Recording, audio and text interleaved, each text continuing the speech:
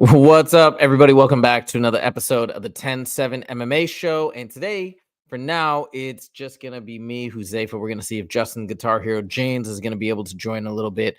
And we are going to, we are going to be checking in with him as well on a lot of the fight news and things that are happening. So happy fight week, everybody. It's UFC 300 for all of us MMA and UFC fans. This is the biggest week probably that we can remember, bigger than 100, bigger than 200. This is 300, and it's massive. So many things are happening in the world of mixed martial arts and the UFC in particular. Now, we're planning to do another show tomorrow as well as Friday after the weigh-ins, and the Friday one's going to be a banger because we're going to see how everybody weighs in. We're going to take a look at them after weigh-ins and see how that factors into our predictions going into Saturday. So that's going to be a lot of fun.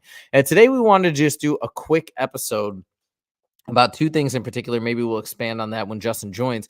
But we wanted to talk about a couple noteworthy things that have popped up. So one, the first thing that we were planning to talk about was the BMF title and do a deep dive into this amazing matchup between Max Holloway and Justin Gaethje. But I'm going to wait to see if Justin's able to join later, and then I want to hear his thoughts as well on the matchup and the fight. But before we do that, I'm going to jump to topic two. And topic two is something that's probably a little bit more on my radar than Justin's, is in the world of media related to mixed martial arts. And in particular, it has to do with this ongoing beef that's been going on between Ariel Helwani and the MMA Guru. So for those of you guys who are familiar with mixed martial arts, I'm sure you know who Ariel Helwani is. He's arguably, but not even arguably, he's just definitively the biggest name in mixed martial arts journalism. He is a true professional. He's been doing this for 15, 20 years, very long time. And he's been there since the beginning. And people love him, but people also have their different opinions on him. There are some people that, for whatever reason, there's been friction in their relationship. Certain fighters won't go on a show. They feel that he ends up asking questions that baits them, gets them into trouble. Ali Abdelaziz has banned his entire roster from going on Ariel's show, the MMA Hour. And there's one exception to that ban, which is Kayla Harrison, because she does what she wants to do. And that's kind of one of the reasons why I really like Kayla. But anyways, Ariel Helwani is known for not putting up with people saying things that are incorrect about him, basically spreading lies about him. And he has gone on and on since he's been independent from ESPN in particular, to let these people know and to dish out, as he calls it, 10 sevens to people. That's, by the way, the inspiration for the name of this YouTube channel, if you guys didn't know that. So he'll always be like, yeah, you know, Patty Pimblett comes at him, he 10 sevens him, right? Lays it out, does all this stuff, does videos on it, and people really got into it because we did feel Ariel was being unfairly attacked. Brendan Schaub came after Ariel. They go back and forth. That drummed up a lot of views and a lot of controversy. Ariel dished out another 10-7 to Brendan Schaub as well. So there's one character, though, however, that Ariel has not mentioned and Ariel has not gone after. But that is somebody that has made many, many videos. I think he's made like 20 videos at this point. That's from what the MMA Guru said himself. But he's made around 20 videos at this point about Ariel Helwani. And I don't think he's doing it in a way to just be a jerk or just to go after him. But in a way, what he's been doing to Ariel is what Ariel is very forthcoming about doing to other sources, basically calling them out, right? And doing so ethically, morally, but you know, following those guidelines. But when he feels like people are not being honest about the way that the business operations are being run, how people are getting paid, like he wants to expose that. And he's not afraid to get some backlash from the UFC or other folks. He's not afraid to ruffle some feathers. Well, the MMA Guru, when it comes to certain things that Ariel does, he's not afraid to go after Ariel. And I think deep down in this entire controversy, Ariel probably has a little bit of respect for the MMA Guru because, again, he's not making things up. He's calling him out on things that, hey, maybe Ariel does have some biases that it's hard for him to acknowledge, but are there, and they're there for everybody. So this is not necessarily a dig at Ariel, but certain things that he's done, maybe in retrospect, he wished he hadn't done to certain fighters, maybe tried to twist their words a little bit in almost in like the art of debate as they're going back and forth, right? It's almost like debate tactics sometimes that are employed against fighters on his show. And the MMA Guru has called him out repeatedly on these things. All right, so we reached a culmination yesterday there were 2 shows that Ariel was on, and he was asked point blank about the MMA Guru. He's never mentioned him on a show, despite the MMA Guru now having a massive following of over 150,000 subscribers on YouTube with massively high engagement, having some of his live streams have like 15,000 people on at once, right? MMA Hour a lot of times has 30, 35,000 people, amazing. But MMA Guru is catching up, and the MMA Guru, whatever you want to say about him, good or bad, he knows the sport. He's very knowledgeable, and he's got a great work ethic. And yes, he can be negative sometimes towards the fighters, but he really knows his stuff. So you got to give credit where credit's due. Now, I'm going to play you guys a clip, and this is from the MMA Guru's recent video talking about this entire controversy as it's been unfolding, and specifically referencing this interview where Ariel is essentially forced to talk about him. So we're going to show this. And again, this is just an interesting development for those of you guys who have been following along with this beef. So check this out. Definitely. All right. Thank you for giving advice to any content creator. Now, what the fuck do you think about the MMA Guru? Shout out the interviewer for having balls of steel and probably ruining his relationship with Ariel Helwani moving forward. All I'm going to say is, MMA Betting Mastermind, you probably ain't getting another interview after this one because you know this pissed him off. So what does the interviewer do? Coming up. Anyway, thanks for all that gobbledygook politician speak. So we're going to be wrapping this up very soon, folks. Look, about the MMA Guru. He goes back to MMA Guru. Listen, about the MMA Guru. Let's actually answer my fucking question about him, yeah? Respect, MMA Betting Mastermind. I don't care if you don't watch my content. Respect. You saw him worm his way out of it. You saw him not address me. So you doubled the fuck down with balls of steel. You know, I'll be honest. I think he's funny. I respect his work ethic. I don't really watch too many of his videos, but and I understand, you know, your response there. Like you respect him carving his own lane, but you know the way he's doing it every 2 weeks, it seems like clockwork. Where he puts a negative video out on you, and these are getting hundreds of thousands of views. I guess what I'm trying to ask is, does that in any way bother you? Trying to ask is, does what he's trying to ask is address the man exposing you every other fucking weekend, you worm. Everyone in the MMA community is watching me expose you. That's what those hundreds of thousands of views are. I'm not bringing views over from another world. I'm not some kick streamer with a different audience going off on you. I'm speaking to the MMA community, and the MMA community is watching me. And they're watching me expose you. Address me! Does that in any way bother you? No. I know you want me to say it bothers me so that you can have a clip and all this stuff, but it doesn't bother me. No, I'm being honest with you, because if all that stuff did bother me, and there's been many people over the years who have tried to get me to be bothered.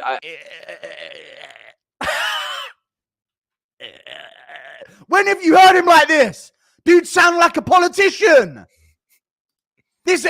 Okay, all right, we're gonna stop there. So, anyways, as you can see, he's kind of finally forced to acknowledge him for the first time ever. He's really, for whatever reason, he just hasn't talked about him, despite how big. And I was wrong, right? 171,000 subscribers and growing very fast. Probably gonna grow a lot this week because of UFC 300. So we're gonna go through, jump ahead and just hear this response. I'm gonna fast forward. MMA Guru is just going nuts. If you guys are new to his content, like I said, he's pretty funny and but very animated and, yeah, prone to fits of anger to some degree. Here, we're gonna check this out, but it's super, super funny. Oh, you did this? Where's the thing? You best not miss. Where's that guy? All right, so this way he's just antagonizing him. But look, it was kind of a big deal in the sense that, and by the way, to Ariel's credit, he doesn't actually go off on MMA Guru. He kind of makes the point of what he doesn't appreciate is when people spread lies about him, as we all would say, right? That's one thing that would be a no-go for any of us. We don't want to be slandered or libeled or whatnot. And I think to Ariel's credit, he's sort of hinting at the notion that the MMA Guru, good or bad, whatever damage he's done, he's trying to be truthful about everything he says. And there's no denying the things that he's bringing up. I think that other fighters have acknowledged it. Sometimes the way that Ariel can conduct an interview definitely can ruffle some feathers. And so anyways, I just wanted to point this out. This was a really, really interesting beef that sort of came to a head and came to a culmination, as now he's forced to confront some questions about this gentleman, about this YouTube channel in particular. So make sure to check that out. By the way, Justin is going to be joining here soon. He said, "Oh, he might be another 15 minutes." Well, I don't know. We might miss him because we might be wrapping up here. So I'm gonna go. Let's go to topic number 1. We'll talk about it, guys, and then we're gonna probably be back tomorrow with Justin for another show then. But here's what I want to talk about today. I want to do a little deep dive into this title fight. Okay. We've got Max Holloway coming up against Justin Gaethje for an absolute barn burner of a fight. I mean, this is going to be absolutely unbelievable. Now, the first thing I wanted to start with, I was listening to Mighty Mouse, right? Demetri Johnson did an interview with Max Holloway the other day, and I was listening to it last night. It's a really good interview. One thing I wanted to talk about, because I do like to always inspect that psychological element of what's going on in a fighter's mind. Let's listen to this interview, and he's talking throughout the entire interview. It seemed as though Max Holloway has a bit of a chip on his shoulder. Okay, and you guys tell me if you agree or disagree. But check this out. And what happened? You have to remind people. But at the end of the day, a lot of these fans, a lot of our fans or MMA fans, it's this American fans actually. A lot of this American fans the fan base is so used to watching seasons. You know what I mean? So like, so you got a football season, you got basketball season, you got whatever, tennis, whatever, even soccer. You know, like I always tell people, like if LeBron James go out there, shoots 20 shots and misses 20 shots on Wednesday, guess what? On Friday, and he's like, you suck. You're not the GOAT. You was never him. Friday, 2 days later, he has a game again, and then he goes 10 for 10 with 20 assists, 10 rebounds, blah blah. You're the greatest of all time. You know, like you're only as good as your last fight. When we fight, we can't fight. You know, you don't have multiple nights in a fight. Sometimes you do. Some fights do, whatever.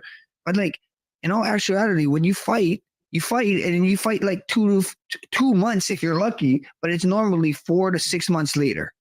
So 4 to 6 months, that thing is cooking.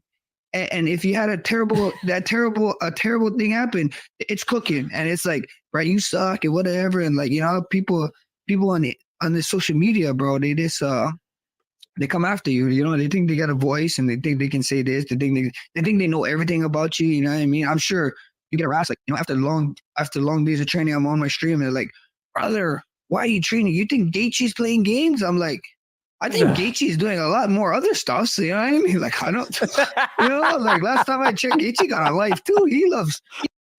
All right. So anyways, we're going to stop it there. So the thing I wanted to point out here is it does feel like, okay, Max has been through a lot, right? With he's had some tough fights against obviously Volkanovski, and those haven't gone his way. You know, arguably the first one did go his way, but the judges saw it differently. You know, he's had some tough stuff going down, and I think a lot of people, as he's feeling slighted, he's feeling like people have forgotten how good of and what an amazing fighter he is.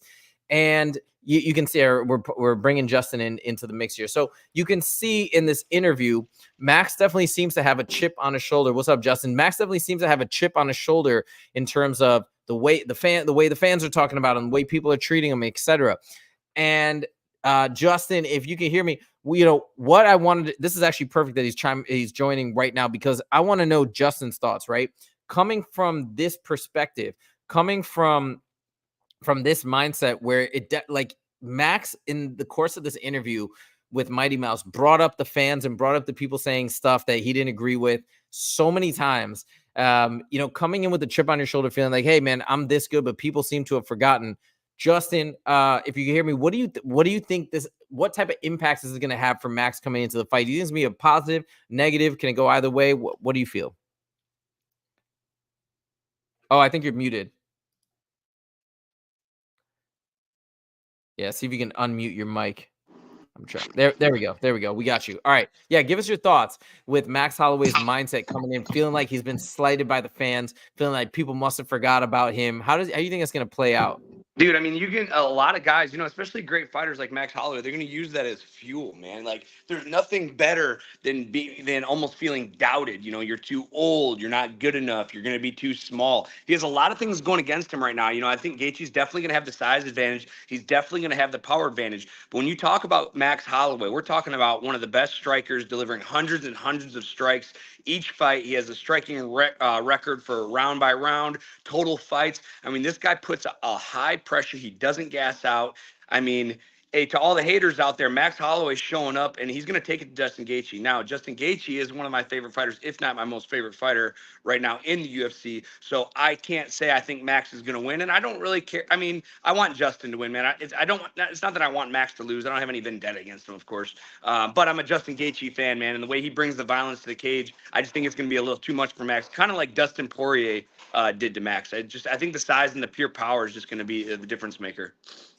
Justin's such an interesting guy because he's arguably one of the 5 most popular fighters in the UFC, maybe even top 3, who knows. And the thing about him that's amazing is it's really based around his fight styles, and also he's just a very authentic, genuine guy. I think people really appreciate that. I think people don't give that enough credit and credibility, that he can just fully be himself in interviews, and that's really appealing for fans like me and other folks.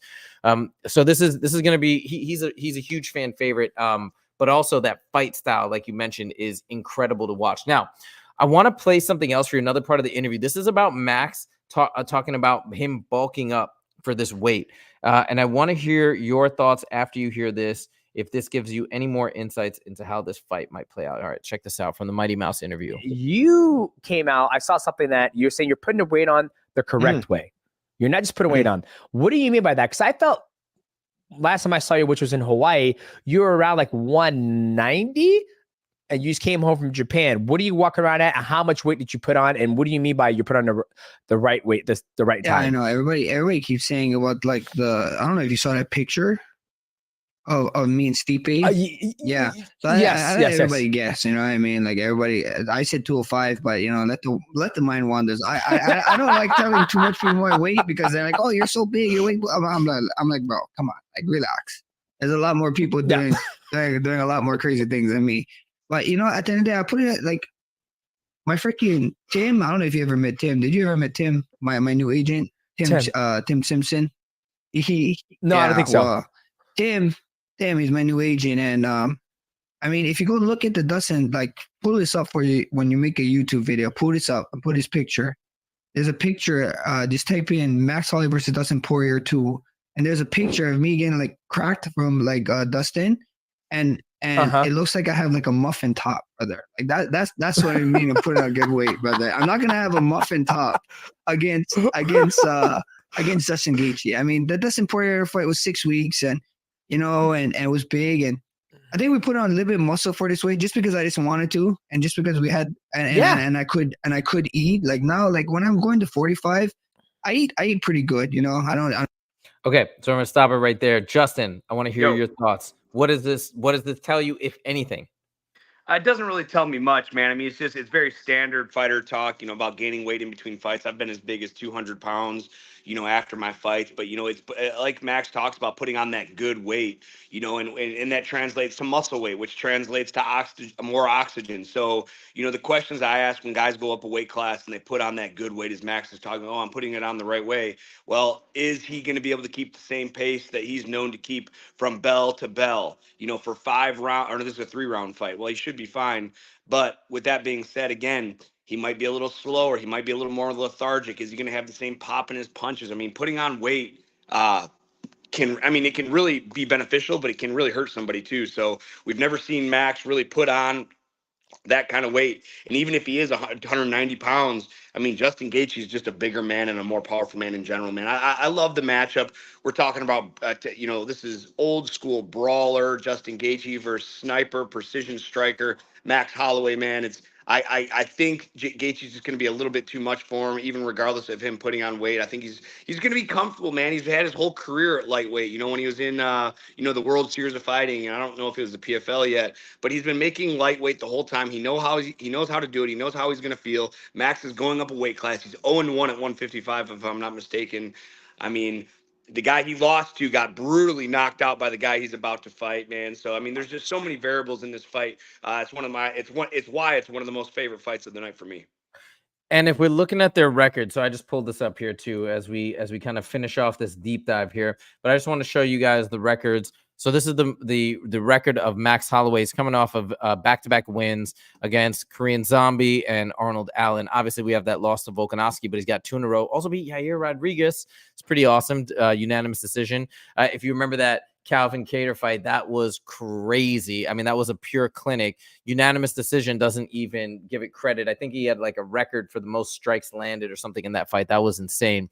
So he's pretty hot right now. And now we're going to go to, let's look at Justin's real quick, just so we can get that full tail of the tape. And then we're going to make our predictions, lock them in, and we're going to keep coming at you guys the rest of the week with more and more content leading up to this monumental fight. So it's kind of like a similar record, right? We got back-to-back wins coming off beating Dustin Poirier, insane fight. And that Fiziev fight was insane as well. Losing to Charles Oliveira and Khabib. I mean, this is like 2 of the best fighters of all time that Justin has recently lost to. So I think they're kind of both in interesting spots. God, if I had to say between the two, I think I'm going with you, Justin. And obviously you've got the greater expertise. So sometimes when I'm not sure where to go, I'm going to probably follow your lead. But yeah, I think I'm gonna give Gaethje the slight edge. Do you have any predictions or thoughts on like how the fight's going to go, how Gaethje's going to get it done? Man, it's tough. I'd like to say he's going to knock Max Holloway out, but to knock Max Holloway out is a tall order, man. You know, Dustin Poirier laid it on him. He hit him with devastating shots, walled him, hurt him. With that being said, Justin Gaethje's a lot more powerful than Dustin Poirier. So, you know, Gaethje's known for violence. He's known for that knockout power, that knockout shot. I mean, I can't say I'm going to see Max stiff at the end of this fight, but I won't be surprised if he gets dropped a couple times. Somebody mentioned that I can't remember who this was. God, I wish I could remember, but they were saying like, hey, we wouldn't be surprised if we saw Max shoot a takedown and throw in a couple takedowns. Do you think that's likely? I just don't see that. Yeah, I don't see that. No, absolutely not. Max isn't a wrestler. He has incredible wrestling defense. He's very hard to take down. He's even harder to hold down. We're talking about Justin Gaethje, Division I college wrestler. There's no reason to even engage in that. And not to mention the lactic acid buildup that Max will have in his new muscle structure trying to get that takedown. That just, I mean, maybe if he's just like trying to dive in to surprise him, catch him off guard, but I think that'd be a terrible game plan, especially with how dynamic Justin Gaethje is. He has flying knees that'll come up the middle. He has, you know, big uppercuts. He throws from no man's land. Like I think there's too much danger in Max Holloway trying for a takedown.